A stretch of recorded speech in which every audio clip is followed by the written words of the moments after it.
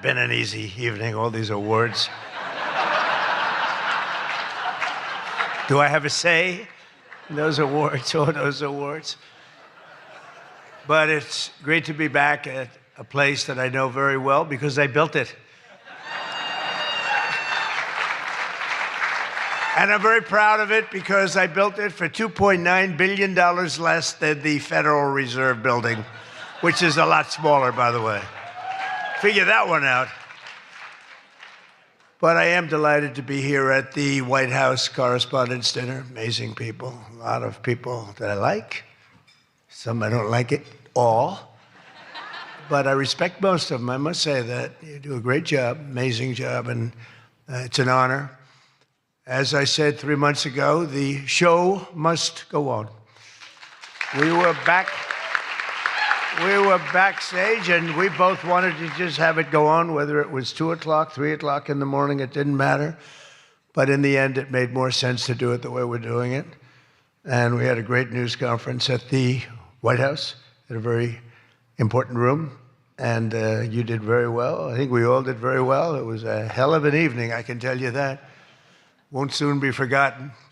And I think a lot was learned from that evening. A tremendous amount was learned about security and about other things, the dangers of what we all do.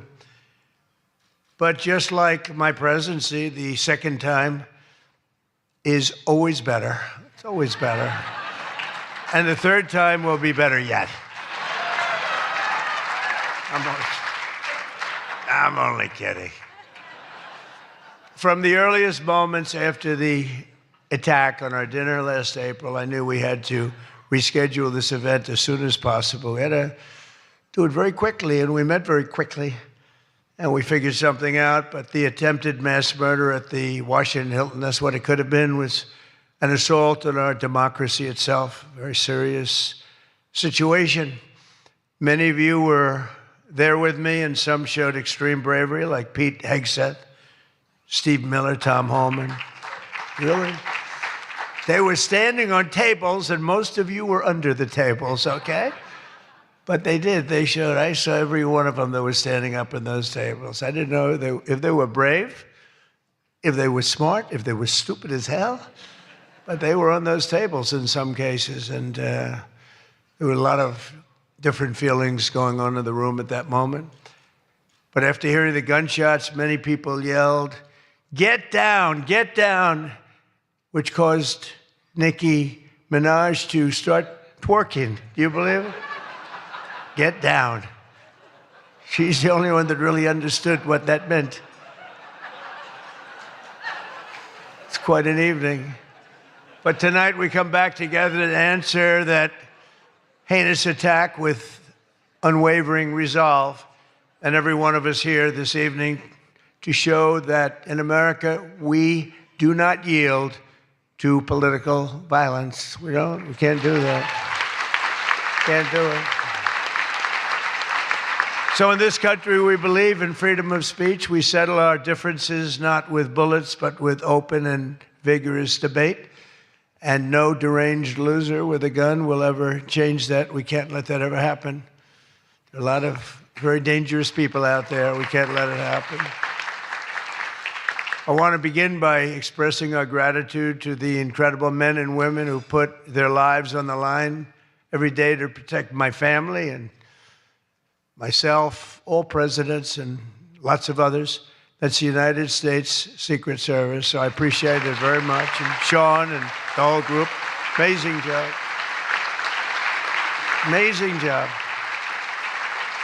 In recent months, they've repeatedly responded to threats with speed and professionalism and extraordinary courage, and there is no better example of that than Officer Victor Gonzalez, who we just met. It was amazing. What he did was amazing. When the would-be assassin charged the checkpoint at speed, he was fast. You know, when you looked at that, you had to look at it about 10 times before you really saw what was going on. He was quick. Nasty. The gun made him nasty, actually. But Officer Gonzalez engaged the attacker without hesitation and took a bullet to the chest after his ballistic vest, fortunately, was on, saved his life. And Victor did not even want to go to the hospital for a checkup. We insisted, really, we wanted him to do it. We insisted, but he didn't want to go. So to Officer Gonzalez, Secret Service, Metropolitan Police, law enforcement generally, and even all of the military surround us in the room tonight, we salute you and we thank you with all of our hearts. Thank you very much. Great job. Great job. Great job.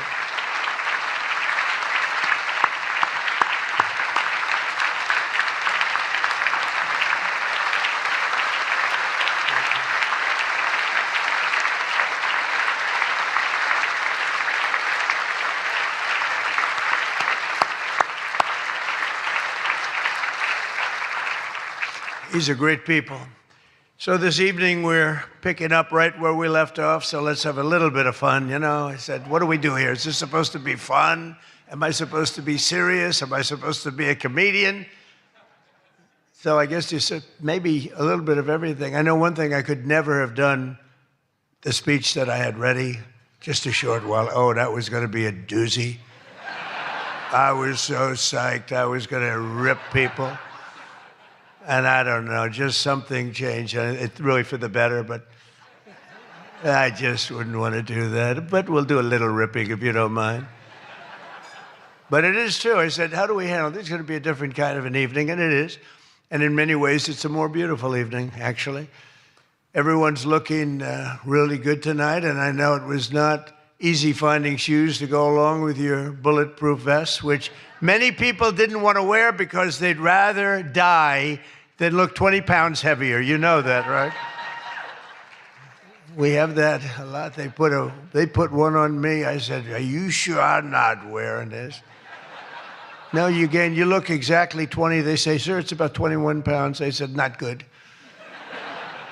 But I want to thank the outgoing president of the White House Correspondents Association. Now, she won't admit it, and she should not admit it, but we sort of became friendly. You know, in times of stress, on occasion, you become friendly. I have a lot of respect for Ouija, and I tell you, we went through a little bit of a war together. It turned out pretty good. It turned out pretty good because of a lot of good people. They stopped the tragedy, so I want to thank you very much. Fantastic job.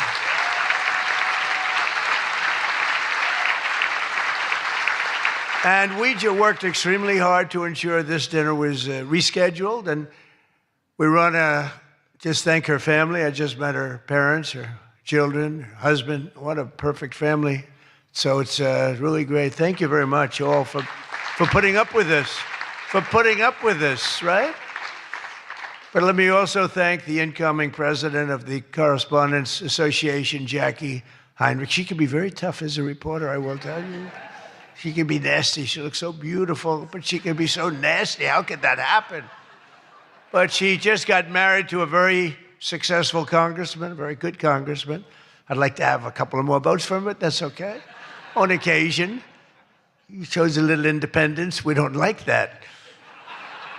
But now he's a very professional guy, and he loves our country.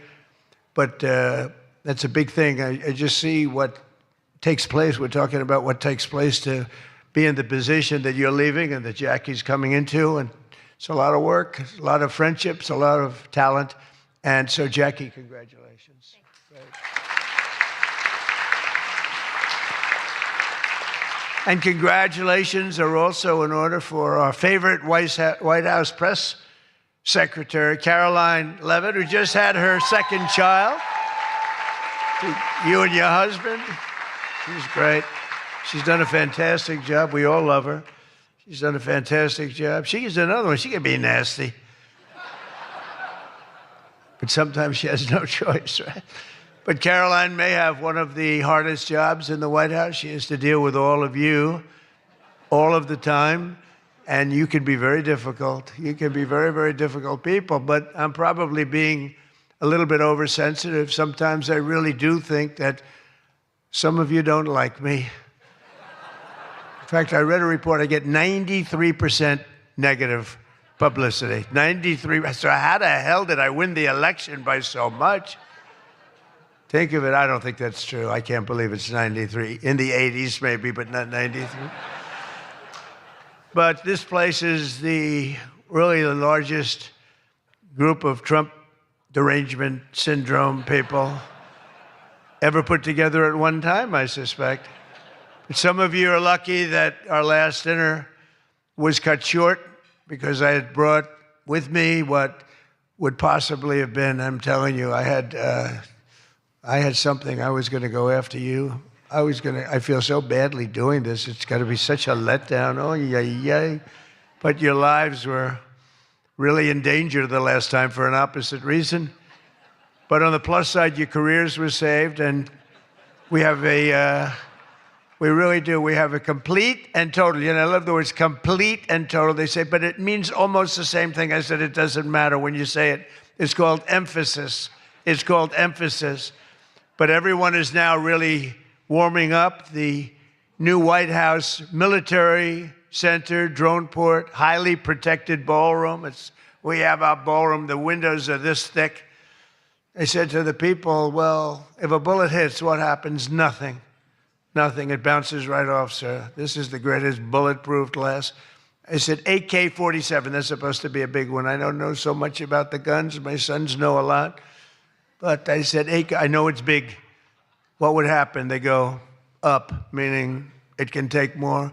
I said, so if I'm making a speech and I hear that pinging sound at a window, what would I do? Sir, leave the room right away, but you're going to be safe. We're building something that's going to be amazing. And in light of what we went through, I think people understand it. It's going to be amazing. A phenomenal, one of the biggest drone ports anywhere in the world, right on the roof, right protecting the White House, not only the ballroom. And what's underneath, is supposed to be a top military secret, what's underneath, but then you get sued as usual, and you have to reveal that you're building this unbelievable situation downstairs with room after room of very complex stuff. It was the military's dream to have it built. I wanted to have a ballroom because for 150 years they wanted it. And then the generals came to see me and they said, sir, you're building something. This gives us an opportunity to do something that will be so unbelievable, never happen again. Because there's very little built under the White House, very hard to build under a very fragile building like that. It's very fragile, it's old, and a little different construction standards, frankly. And this is an opportunity for us to build something very powerful. I said, let's keep it secret. They said, no, we're telling you, sir, let's keep it secret. And then we get sued and we revealed every room, We told the people that did the suing, they're not good people. We told them, we said, you're being very unpatriotic when you bring a suit like this, but it is what it is, but it's moving fast. We're ahead of schedule. We're right on budget. And it's going to be something like, I think, no country has. I just visited China. They have this magnificent room, the Great Room. They call it the Great Room. It's a great room, but what we have is going to blow. There won't be anything like it. It's going to be fantastic. And with all of the things that are going along with it for safety and security of future presidents. I'm only going to be using it for about 6 months, assuming we finish it right on time. I get to use it. Somebody said, he's building it for himself. I'm building it for the future. I'm not building. I use it. Now, had I not gone down 6 or 7 stories, then in that case, I would have been able to get a couple of years out of it. But that was far more complex, what we did downstairs, than what we do upstairs. So we're very proud of it, though. It's going to be amazing. And I think I was just telling the whole group sitting at the table, we were talking about it. I said, I think, it's White House Correspondents, so I don't see any reason why you wouldn't be able to use that. It's going to be very large and very beautiful and very safe, and that's what you need. So I was thrilled to see that after witnessing the attack, even Democrat Senator John Fetterman told his fellow Democrats to drop the Trump derangement syndrome and build the White House ballroom. But it's much more than that. It's something that you're going to use. I predict that you're going to end up using it, and a lot of people are going to end up using it. They're going to be as safe as you can possibly be. But despite everything that happened at the previous dinner and all of the dangers involved, I'm told that this is still the hottest ticket in town. This ticket to get in tonight because it's a smaller room, it's a beautiful room, it's a luxury room. See those beautiful chandeliers? I can tell you everything about them if you'd like to know. See that beautiful Capitol above? See the beautiful Capitol? See everything, the brass? Those chandeliers are great. I'm looking at it, I'm saying, I wonder if I could, I sold this building, and they're doing a nice job, but they're nice people. But I'll tell you, I'm looking at it, I'm saying, I wonder if I could walk out with those chandeliers, because you can't buy them. They're very special. I won't tell you the fact. I won't mention that they're Czech crystal, because I'd like to say everything's made here, but they are Czech crystal. And they are beautiful. And the Waldorf people are doing a really nice job. We're proud of them, actually, because, when I left town, I was a little angry. I was a little bit angry. I was offered a nice price. I said, I'm getting out of that place. And then I said, let's make a comeback. And but I was very proud of this building. This building was hot. Remember the lobby floor?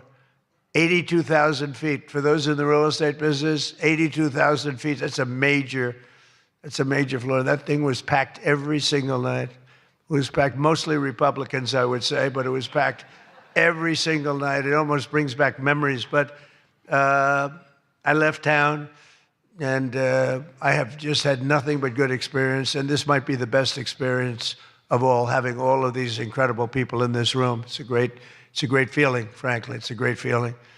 But tonight's event, thank you. Thank you. But tonight's event is even crazier than the last time. In fact, it's so successful that I've been informed by CBS News' David Ellison, who's going to do a fantastic job. He's the owner. He bought it, spent a lot of money, and he's going to make, I think, fantastic changes and keep some of the great stuff going. But that next year they're going to call it the Trump White House Correspondents Center. He told me that, and I like that very much. We're going to change the name of it, okay? Oh, it's going to be so hot, just like our country is hot. We are hot, by the way. But to be honest, it's just about the only way that they're going to ever get me back here. You're going to have to change the name of the dinner. But how's that one going? Not too good. I hope that everyone finally got to enjoy their entire, very delicious beef tenderloins, very special beef. And I want you all to know that Bobby Kennedy, who's right here, personally ran over the cow in his car. Boom. And he cut it up and he brought it here for you to eat tonight, so it's very fresh. And Bobby also suggested an appetizer featuring his favorite cut of male raccoon roadkill. But we drew the line at that, Cheryl. We said, no, we're not going to do that. We're not doing that. We love Bobby. I'll tell you, it is a piece of work. You think it is fun, but he is a very different kind of a person, I will tell you. But he has what it takes, and he's smart, and he loves the country, and he wants people to be made to feel good. You agree with that, Bobby? He wants people to feel good. And he's doing a fantastic job. Thank you, Bobby. Thank you. We can joke all we want, but thank you. A lot's happened since the last time we were all together. Last month, we hosted one of the most incredible sporting events in world history at the White House, the UFC Freedom 250 fight, the UFC fight. When I announced that we're going to build a boxing ring right outside of the front door of the White House, that took a lot of heat. But it turned out that was, they say, about the most viewed fight in history. It was beautiful. So many things happened. It was supposed to rain. We're going to do it the week before, and the weather was beautiful. And the weather came, and it went, and now we came up to Wednesdays. They said, sir, this was on a Sunday night, replacing 60 Minutes, which is nice and unusual, because usually it's Saturday night. And they said, sir, this was from Wednesday on. Tell me about weather, right? Sure, it's going to rain. I think you're going to have to. It's going to be one of the worst storms that we've seen in a long time. It's coming up the coast. It's going to hit you on Sunday night. It's going to be a disaster. I'm saying, can you believe? And you saw the ring we built, Dana White, the great Dana White, and everything. We had the best fighters in the world. Turned out we had the best fights that most people have ever seen, including me. It was just a miracle. But what happened is we're waiting for this rain to come all day long, and it's coming, and it's horrible. And it's 8 o'clock, and we say, I think it hasn't rained yet. I said, maybe we should postpone it an hour. Maybe we should make it the next day. We didn't know what to do. And finally, we just said, let's just have it. and it never rained. It was perfect. In fact, the week before, it was 92 degrees. It was nice, but this was like 72 degrees. And the rain was coming, and it came right over the White House, and it was like, thank you very much. It went like this.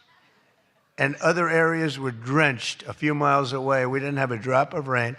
And it was absolutely one of the most incredible things anybody's ever seen. People said it's one of the most incredible nights of their lives. So just remember, before I came along, if you wanted to see someone lose consciousness on the south lawn of the White House, all you had to do is ask Joe Biden a question. Remember that. Oh, you think I'm kidding. But the big fight was such an amazing success that tonight I'm pleased to announce that we're going to host an even bigger one right in front of the White House. Every Friday night, every Saturday night, we're going to have fights in front of the White House. But we do have something coming and I'm only kidding. You know, the one thing about the press that I learned, don't be sarcastic. Because I'm a very sarcastic person, and I get sarcastic, and most people know that, but you have some bad people that will write it exactly like I say it. And I said I was only kidding. But we are going to have Indy 500. Roger Penske's coming in mid-August, and they're going to have it all throughout Washington, the greatest cars, the greatest drivers in the world. And that's going to be something. Already they have over 350,000 people signed up, going down Pennsylvania Avenue, around the Capitol. And Roger, who's incredible, he won the Indianapolis 500 20 times. Think of it. Germany, Japan, all these countries, they spend billions and billions of dollars trying to win the Indy 500. And Roger wins it. He literally won it 20 times. On the 18th time, I said, you know, that's amazing. I'm going to give him the Presidential Medal of Freedom. And I had him up. And then he won it 2 times after that. The guy's amazing. And he lost the last one by about 6 inches, if anybody watched it. So they're coming here, and it's going to be something really exciting. We have unbelievable events. Look, it's an unbelievable country. And on July 4th, we were over at the mall, and it was raining. It was supposed to be really bad again. And we had 450,000 people show up, and that's a light number. And I was told, sir, we're going to have to cancel the event. This was not good. And it was drizzling a little bit, not raining very hard. And people are calling me. Friends of mine were calling me. And I got a call from Brett Baer. Brett Baer said, it's not raining. I said, where are you? I'm standing at the mall, and I'm waiting to go in the White House. Then others called up. They said the same thing. And I said, you know, this is terrible. But there was lightning. Not big lightning, but you don't have to have big lightning. It takes just a little bit to do some big damage. So they said, everybody must leave. 450,000 people were forced to leave, and they left. And then I said to myself, let me call up and find out what the hell's going on. And I called up, and I spoke to a brilliant young man. He said, don't worry about it, sir. We can do it in a couple of weeks. I said, you can't do it in a couple of weeks. This is the 250th birthday. In 2 weeks, what are we going to do? Say, let's go? We're going to have a redo? No. I said, I'll speak if I have to speak at 3 o'clock in the morning, 2 o'clock, 1 o'clock, I don't care. Call them all back. They're all gone. 450,000, and most of them were in cars or heading back to Texas, and it was sad. And we said the show must go on. Very much like here, we said the same term, right? The show, it's a great term. It's true in life. The show has to go on. The show must go on. And I said, the show must go on. I put it out on Truth. The show must go on. And we had probably, Peter, 150,000 people come back up higher. Maybe, thank you. Let's stand up, Peter. Tell them. More, right? It might have been more, but it was amazing. It was just an amazing crowd. And actually worked out better, a little like this. It worked out better than if we had done it at the normal 7 o'clock, 8 o'clock time. It was incredible. We started speaking at 11 o'clock in the evening, but tremendous numbers of people. Thousands and thousands came roaring back, and it was a great evening. And it was a celebration. And we didn't do it the following day, and we didn't do it 2 weeks later. We did it when we were supposed to do it. It was a fantastic celebration. But I can exclusively reveal to you this evening that for the heaviest of the heavyweights, we will have sloppy Chris Christie, one of the sloppiest human beings you'll ever meet, fighting, I would say, I could mention the governor of Chicago, but I'm going to mention instead Jerry Nadler. And they're fighting for a big piece of cheesecake, big fat piece of cheesecake. Who the hell wrote that line? But it is true. And then you have a Congresswoman, Alexandria Ocasio-Cortez, AOC plus 3. That's her 3 friends, right? AOC plus 3, and I watched her give that answer when she was over in Europe. It was not a good answer. If I ever gave that answer, I would be out of politics. Remember, you cannot have a 19-second wait time to answer really a very quite simple question. But we'll then have a rematch against an extreme, simple question on a foreign policy from Munich Security Conference. It was a big security conference, and this was our first time up in terms of that. And we had a sort of little preview, and then Anderson Cooper was going to fight Lawrence O'Donnell. I'm not a fan of Lawrence O'Donnell. I like Anderson, actually, because he's covered me well for many years. Then he went bad as soon as I went for politics. But for years, he loved interviewing. I did so many interviews with him, and he was great. But, you know, he's got a little different persuasion than me in many ways, actually. And Lawrence O'Donnell, never liked him, never thought he had any talent. But he's still making a living, so I can't knock it. But we had a contest for who had the lowest ratings and the lowest IQ on television. And that was actually Don Lemon, I think. You know, when I said that he's the dumbest man on television, I said, you know, when you say some things, you never make a comeback. It's not like, oh, gee, hey, Don, let's have dinner some night. But I know what I'm saying. And then you have Bette Midler and Jane Fonda actually held a concert to protest the first UFC fight. They didn't want to see the fight. And very few people want. They held an event. Like 3 people showed up. And given the choice between seeing some of the really beat-up faces of the UFC, almost everyone chose the people in the UFC. It was between the 2 of them or the UFC. And what about Bruce Springsteen? What the hell happened to that guy? He looks like hell. I don't care what anyone says. I'm not supposed to say. I'm sure he doesn't like the way I look, but I don't look so bad. But at a recent concert, Bruce, all he did was talk politics. He ought to run for office. That'd be interesting. But all he talked about, he made 4 political speeches in his 3-hour show. The tour has been renamed Bored in the USA. And his new song was so bad that Chris Christie, who's like a fan, you know, he goes out and tells everybody how he hates Chris Christie. Keep that guy out of my... And I see Chris Christie there again, high-fiving Bruce Springsteen in the aisle. And Bruce Springsteen saw him and didn't even lift his hand up. And I just wanted, because I used to be friendly with Chris. Chris, when somebody doesn't like you, write them off. Forget it. You got billions of people in the world. You don't have to make a jerk out of yourself. But usually a comedian hosts this dinner. And I think we sort of changed it. Tonight we're going to have somebody who I think is really spectacular. But I've watched comedians get up for the dinner, because I have been here actually quite a few times. People don't realize. And there's one time in particular when Barack Hussein Obama hosted it. Do you know who that is? And he hit me hard.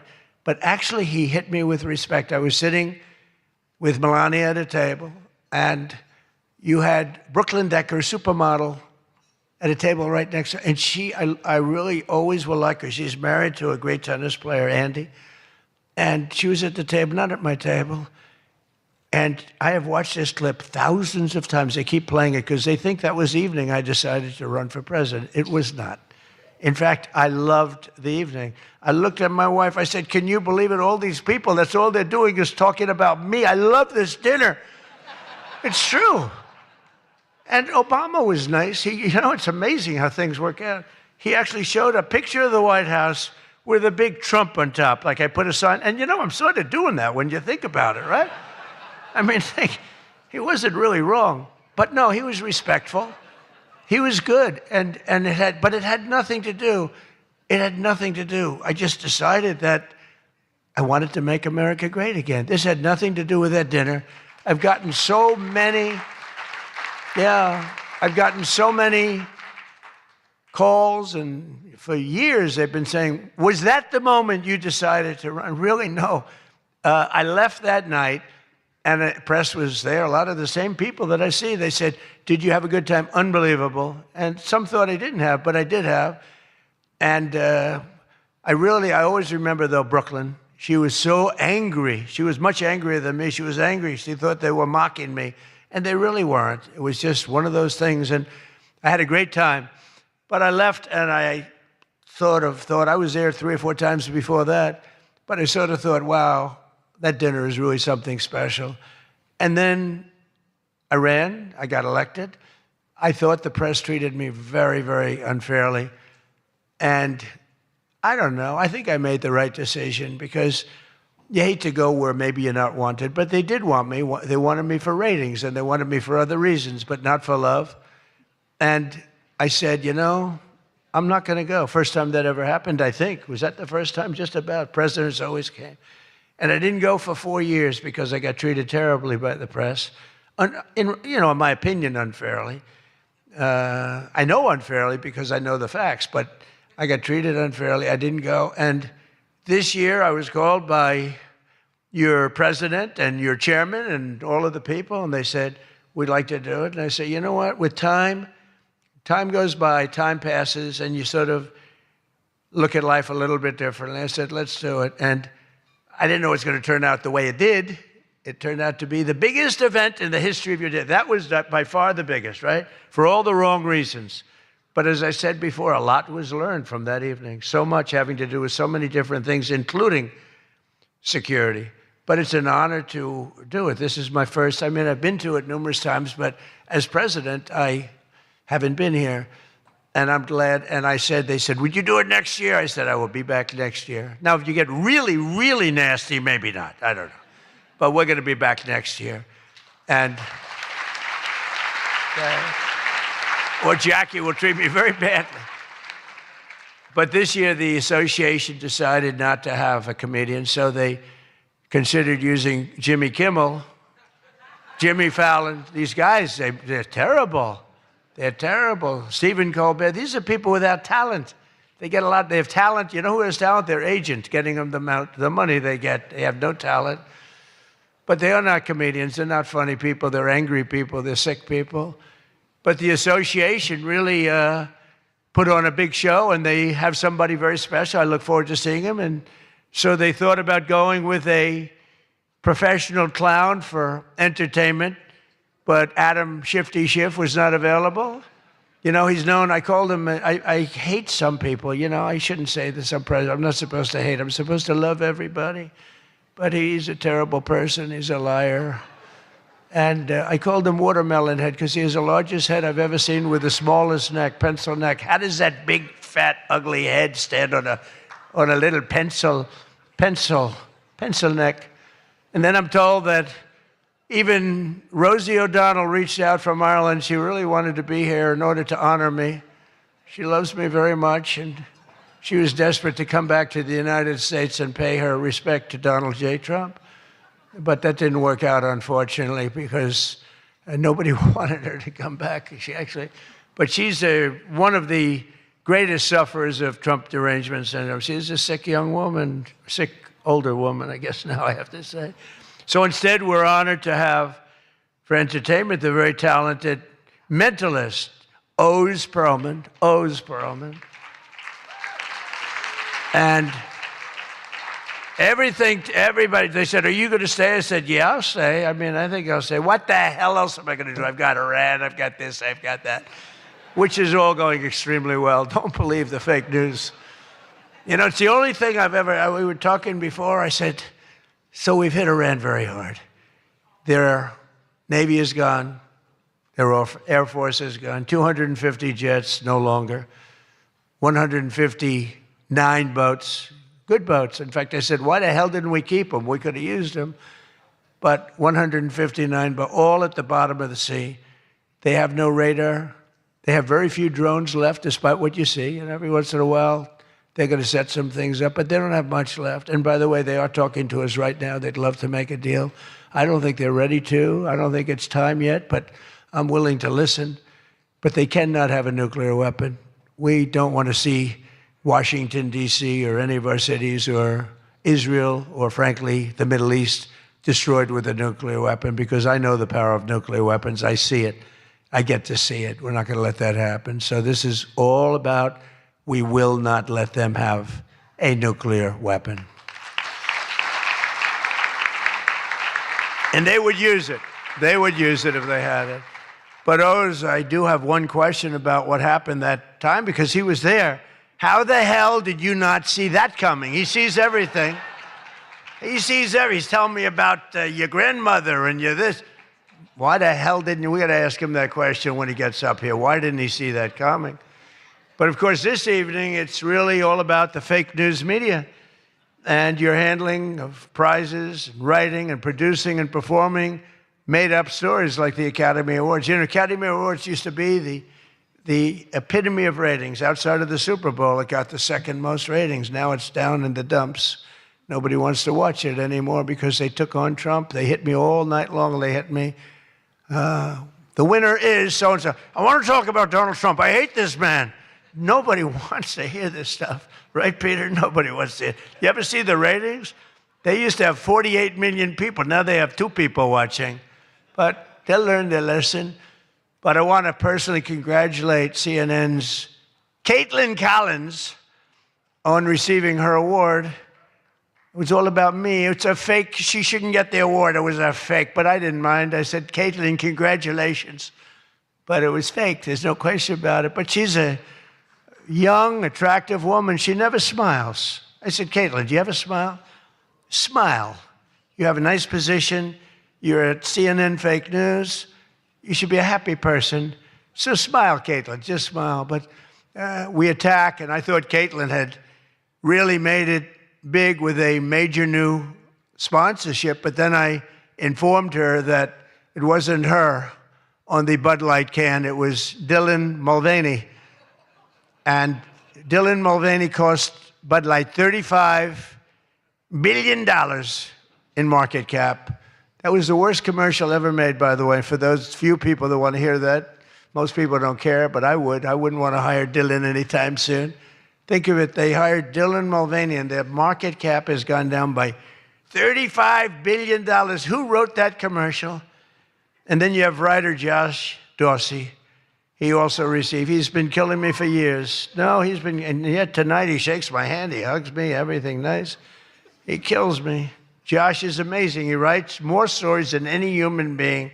There's nobody that writes more than Josh. He'll write 4 stories about me a day, all different subjects. I mean, I had the other day 3 stories, and one on the, he was upset about this. One was on page 7, 3 were on page 1. They were all written by Josh. But he's hit the big time, and he's a workhorse, and yet he's almost unhireable. You know, he's just one of these guys. Wall Street Journal's lucky to have him, but you really, it's unbelievable. He's almost unhireable. CNN is also here.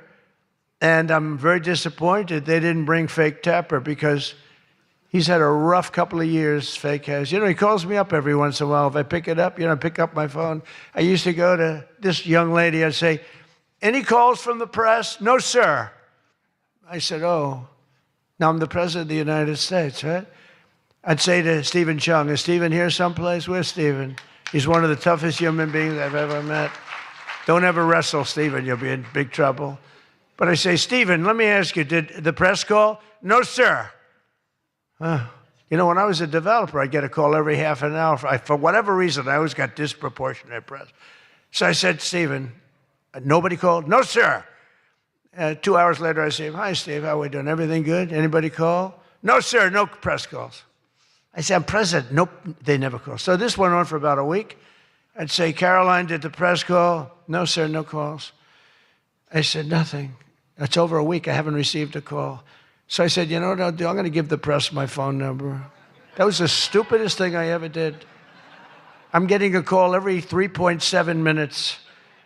Stephen, I don't know where the hell you've been, but the press calls, I'm getting calls, ring, ring. I was with somebody today.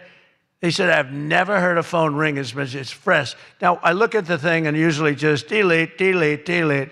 Every once in a while, it'll be one of the people in this room that I like, and I'll pick it up. Like this one right here calls me on occasion, right?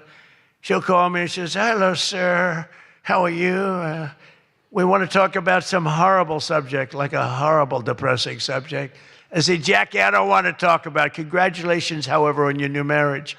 But I don't want to talk about it. But it's true. And people call me now. And so for weeks I go, no calls.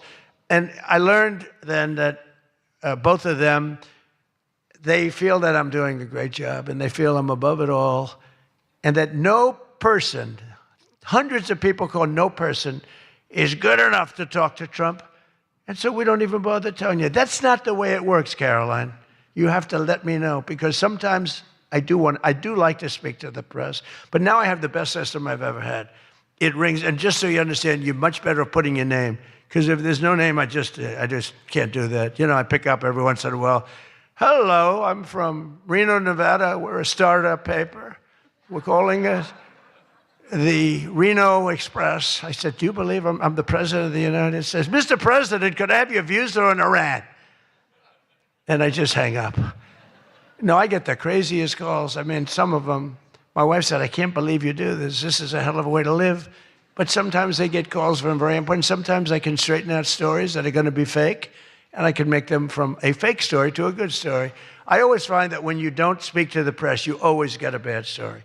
When you do speak to the press, you have a shot at getting a good story. Oh, look.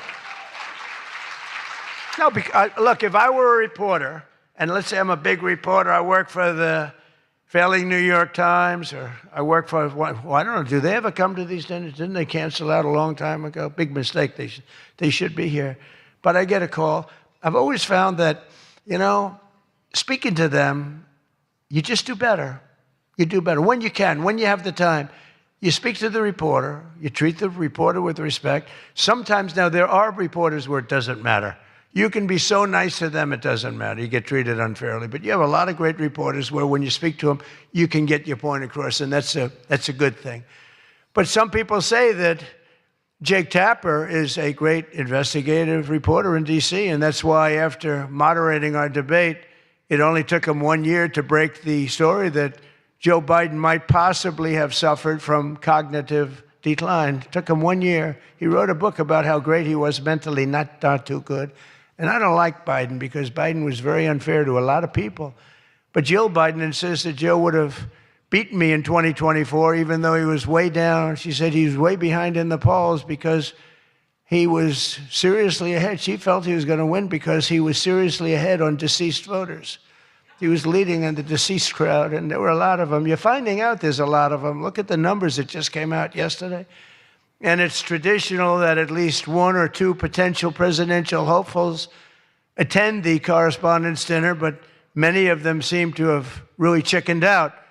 I was disappointed that Gavin Newsom didn't show up. He didn't show up. He should be here. But I heard that he recently said that we will lose our country if we don't fight fire with fire. And to be fair, there's only one thing we know about Gavin, and that's that he definitely doesn't want to fight fire with water. He's got a lot of water he never uses. What a disaster. That should have never happened. But Gavin Newsom recently did a career-threatening, one of the worst interviews I've ever seen, where he said that he can't read a speech. He's incapable of reading a speech. He's a low IQ person. He's smarter, however, than all of the people in the room, and then he gets sued for being a racist, okay, when he said that. But he basically said he has various mental incapacities. He has difficulty in various other ailments mentally. And I'm looking at him saying, this is the worst interview. I'm watching this interview. I said, this is the worst interview I've ever seen given by a professional politician. I've been watching politicians for a long time, mostly on the previous side, because I haven't been doing this too long. How am I doing? Not bad for the number of minutes spent. Not bad. But with Gavin, so he said that all these things, and I said, anybody running against him, all they have to do is take that one interview and you can't lose. I actually put out a statement that Gavin Newsom has come out and said he will not be running for president because nobody can say what he said about himself and survive. Newsom was in big trouble when he openly admitted that Kamala was smarter than him. She said, Kamala, is smarter. If Kamala is smarter than someone, you don't want that person to be president of the United States of America. Between California's policies of enabling wildfires, paying drug addicts to be homeless, giving free sex changes to illegals, and telling rich people they're going to take away, all of your money is going to be taken away. People are fleeing, and they're fleeing in droves. We can't have that in this country.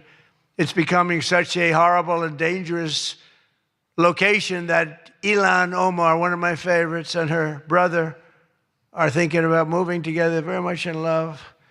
A video has surfaced recently of Ilhan giving a speech referring to World War II as World War XI. And they asked her about that. She thought she got it right. But I'm not surprised, because she's a low IQ person. And she's also a very dishonest person. And she ought to get the hell out of our country. She shouldn't be here. She shouldn't be in our country. She also calls her brother husband number one. Omar is reportedly being investigated for fraud. She revised her net worth. I was shocked to see that she was worth much more than $30 million. And then when the press got on her, she revised it slightly downward to less than 18,000. So she went from much more than 30 million to 18,000. And I know Democrats, and the word Democrat is something that's come into fashion. I changed the E with a U, and most people don't know that dumb has a B, so we don't have to worry about that. It's very quiet. I thought it was quite good, but I haven't gotten much credit for that. Fake news, good. Pocahontas, good. I won't say Lion Ted because he's on my side. I don't talk about past conquests, but we have a lot of them. I won't talk about. They got a whole table full of Republicans there. They're saying, no, don't mention my frickin' name, will you please? But we've had a lot of good names. But the Democrats are there to destroy wealth, and honestly, they've gone absolutely crazy. Gavin Newsom's not only a man who really wants to run for president, he's doing a bad job running a state. You can't have somebody like a J.B. Pritzker, who I understand is not present, sadly, but some people say, never use the fat word. And I don't. I would never call anybody fat. I have my own problems, It's not like I'm perfect. Sir, in the back, don't call him a fat pig, okay? I'm sticking up for him. Don't call him you. You can't do that, sir. You can't call J.B. Pritzker a fat pig, please. All right? Thank you very much. I appreciate it. Everyone's trying to figure out, who is that guy? Does he exist? But the nice part is when you do that, the press can't get you, because I'm defending a man who obviously has a problem. Actually, he's lost a lot of weight. I saw him recently. He lost quite a bit of weight. I don't know what the hell. He's got no chance, believe me. Anything he does, the family threw him out of the business. A number of other potential Democrat contenders sadly refused to show up tonight. We invited Elizabeth Pocahontas Warren. She's referred to Pocahontas because, in fact, I had to apologize. People came up and they said, we want you to apologize to Elizabeth Warren for calling her Pocahontas. And I ended up apologizing to the real Pocahontas. But Elizabeth Warren was supposedly of Indian heritage. And then she took the test, and she only had 1,024th Native American. And I said, you know what? I think I'm more of an Indian than she is. So this is what we have to deal with. But Senator Warren did not accept our invitation to debate. I wanted to debate her on various and sundry things, and she decided not to do it. And I decided to bury the hatchet. It doesn't matter. And well, I'm not going to say this next one. Do you want to hear this one? How bad? She wasn't high up on her totem pole. Who the hell wrote that? No, she's bad news. I wanted to make sure that Jack Smith, deranged Jack Smith, remember he went after me for about 2 years? How did he do? Not too good. I'm in the White House, and he's not doing as well. I was going to say he's in a different kind of a house, but he's a deranged human being. He's a bad prosecutor. Prosecutors are very important. A great prosecutor, a fair prosecutor, but that's the great prosecutors, the ones that are fair. They're very important to a country, but this guy was a deranged lunatic. Saw his invitation tonight. He was invited because, but I put it in a private text to Chuck Grassley. And Chuck saw him and he did a certain thing. And then one man that we had who should be here, he turned Palestinian. This was a man who was 100% for Israel. 100%. Chuck Schumer, crying Chuck. Remember, he cried at the airport over illegal immigrants. They were the fakest tears. There were people throwing water in his face. But now he's a proud, very proud Palestinian. In fact, I'm going to send him a beautiful Palestinian outfit tomorrow so he can greet Bibi Netanyahu when he comes to town next week, along with the mayor, who I'm sure would love to meet Bibi. They're not treating Bibi too well, but Chuck wanted to join us tonight, but he didn't want to be violating many parts of the Palestinian rules, regulations, and certainly he didn't want to violate Sharia law, his new founding. And all joking aside, I do think we need term limits in Congress. I think term limits are very important because I see what's happening. I see what's happening. The other day, a senator I knew got a text, a great guy, from his wife. And she said, when you get home, I want to have you immediately come up the stairs and make love to me. And he said, I can't do both. You know what? In other words, can't go up the stairs and make love. Does anybody get that? Well, I thought that was actually pretty good. That was actually the only thing I thought was good in this whole frickin' stupid speech that they wrote. That was the only good one, and that went down with not exactly great laughter. I think, in other words, you can't go up the stairs and make love, too, So we're looking for term limits. Does anybody understand this stuff? But I really do wonder whether the Democrats are trying to lose the midterms. In Maine, they nominated a guy with a Nazi tattoo. But don't worry, Democrats. Word is that Plattner's replacement, he throws bottles at women. This guy throws bottles. This guy's another lunatic, by the way. Although I think Plattner might have done surprisingly well because we're in the age of Trump. Call it what you want. People can do well today. Plattner, I don't know. But, people don't have the guts to stick it out, but it looked like he was guilty of a lot of stuff. He certainly didn't defend himself very well. In Texas, the Democrats are running a candidate named James Telefrico, who hates guns, hates oil, hates sex, hates women, and who said he is, quote, a Christian who hates Christianity. Other than that, I think his platform is quite good. And that means that he's not going to do very well against Ken Paxton, who hopefully in Texas is going to win. But Telefrico, he's Alfred. You know what he looks like to me? Alfred E. Newman. Do you remember Alfred E. Newman, Mad Magazine? I said, that guy is Alfred E. Newman. Can't imagine he'd win. Well, I have all of the press here in one place. I have to say that we're having an amazing load of accomplishments that the media never talks about. For example, under my administration, a once feared and powerful regime that relentlessly attacked America has finally been toppled. Their former leaders have been removed, and they're now being run by a gay dictator facing internal divisions. But I, for one, wish Barry Weiss all the best at CBS News. She's a wonderful woman. Most of the press lives here in Washington, D.C., and you should be thankful for me for what my administration and I have done to make our nation's capital, which was one of the most dangerous and unsafe cities anywhere in the world, one of the safest cities in the United States. Crime is down 88%, and our capital is shining again with 62 monuments, statues, water fountains looking more beautiful. The graffiti's all gone. The tents are all moved out of the parks. The fences are all done. Our capital looks like it's really in good shape. And people coming here, people in the White House, they work in the White House, they all say, young women, young guys walk up, they say, thank you, sir. 2 years ago, we lived in a dangerous city. We lived in a city where 150 people were killed a year.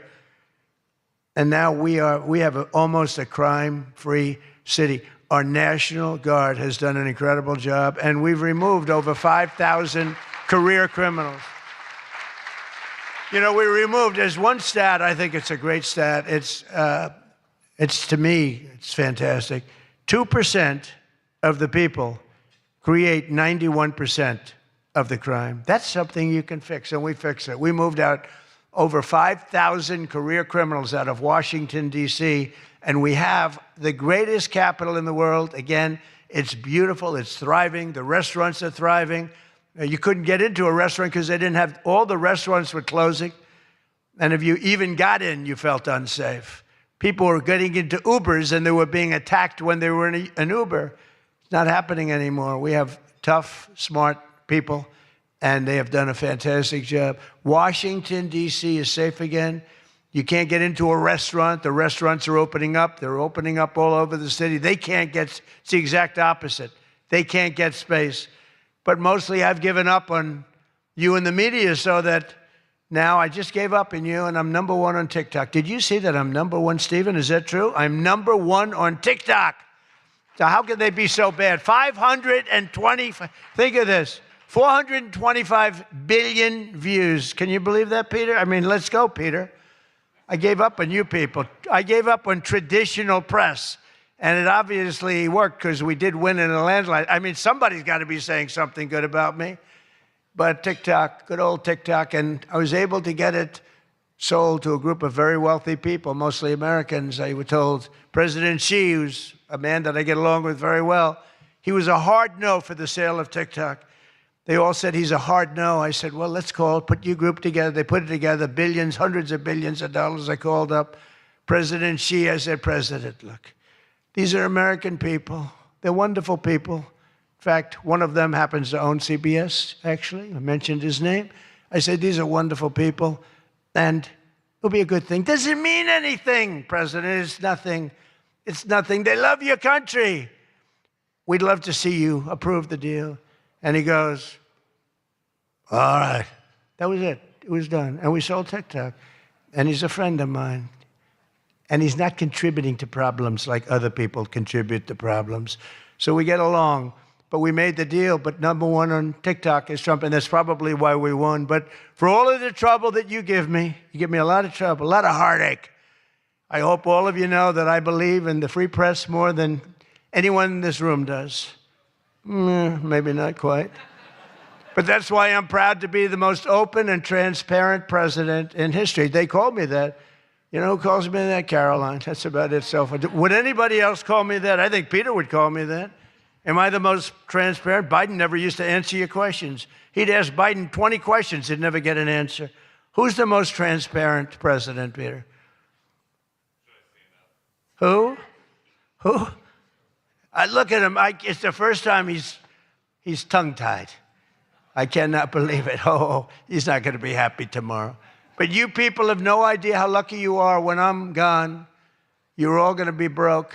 Your business model is going to be finished. No, it's true. When I'm not around, you're going to be broke. There's not going to be anybody to report on. Nobody gives a damn about anybody else. The New York Times the other day had 5 stories about me. You know, before I got into politics, in my whole life, I had 7 front-page stories. This is years of success. I think 6 were good, 1 was bad. I had 5 stories, 7, 5 good. Yeah, I had a total of 7 stories on the front page of the New York Times. That's not bad. Now I average about 3 or 4 a day. All different topics, all bad, everything bad. But here we are. I mean, here we are. In fact, when I'm finished, I'm going right back to the Oval Office. So I have to be doing okay. But we are all doing good together. That's why tonight, to show just how much I care about the press, and I want to save your ratings, I'm pleased to announce my intention to, and this is somewhat of a scoop, my intention to run for a 4th term as President of the United States. I will be doing that. I will be having an official, in fact, I think I have, I won 3 times. Now I'm going to do it again. Thank you. I'm going to do it again. It should be easy. I'm getting very good at running for president. No, I won 3 times, did very well the 2nd time, by the way. It's a rigged election, but we don't have to talk about it. You know, it's interesting, when you come back and you do a good job like we did, and you don't care about it so much, but we do have to tighten up these elections because they really are in seriously bad shape. But On a serious note, I want to say once again, I just want to thank you all. It's been an interesting evening. I didn't really know what to expect, and it's far worse than I actually thought, but if you want to know that. But I didn't know exactly what to expect, and I've made a lot of friends tonight. I've made a lot of good friends tonight, probably made some enemies also, but it's been an experience that is something that we've all shared together, because we're all in this room tonight because most of us went through a period of trauma from just a short while ago. And, you know, some people said they wanted to come, but they were afraid to come, and you people weren't afraid to come. There were a lot of people that said, Jackie, they don't really, you know, they didn't have the courage to come. And we don't want that to happen. And I'm sure it's not going to happen. We're going to do things. Again, I want to thank our law enforcement, keeps us safe. All law enforcement. We have the greatest people on earth. You know, we had, 2 years ago, we had the worst record of recruitment in, as an example, the military, Army, Navy, Air Force, Marines, the Coast Guard, Space Force. I love Space Force. Look at all that shooting we're able to do from space. That was my baby. But all of the branches of, you couldn't get people to join. This was 2 years ago. And last week, you probably saw, some of you wrote the story, we have the single best recruiting of people into our armed forces than we have ever had in the history of our country. They are brimming over with great people. And that's a big statement. And that also goes for the police departments, where they were having a tremendous problem recruiting. You can't get into a police department now. If you're looking for a job, it's very tough. And that also includes our great fire departments, because people forget about them. They're unbelievable, the job they do. So I just want to thank you. Look, we're on the cusp of something big, and I call it, and this, I'm being very serious when I say this, that this is the golden age of America. We have $19.2 trillion being spent in our country. A record was China. I think it was 10 years ago, 3 trillion. Trillion is a lot. 4 years, they went less than 1 trillion under Biden. And we have 19.2 trillion. And this is a period of actually 13 months, not even current, because we're here a little bit longer than that. But that was as of reporting dates. $19.2 trillion is being spent. Factories are coming. Toyota just announced they're going to be building the biggest car plant in the world. They're leaving Mexico. They're coming here. Tariffs did that. Tariffs did that. And maybe November 5th did that too, the election. But our country is doing things that nobody's ever seen before. And it is true. We were, and you've heard me say this, we were a dead country 2 years ago. Other leaders would see me and they'd say it's a miracle. President Xi told me that a few weeks ago in China, and he's coming here on September, I think, 24th, coming in September, the end of September, going to be exciting. But he said the same thing. The King of Saudi Arabia said it. Everyone said almost the same words. We thought you were a dead country. We never thought you had a chance. You were never going to make it back. And in a period of 1 year, you made it the hottest country anywhere in the world. We all did that together. It's not me. We all did it together. And we do. We have the hottest country anywhere in the world. And we're going to keep it going. And I just want to say, this is a room. I have tremendous respect for the people in this room. Sometimes I don't feel you treat me fair. Or maybe you do. I don't know. I don't feel that. But sometimes you treat me very fairly. And I have a lot of respect for your profession. Your profession's amazing.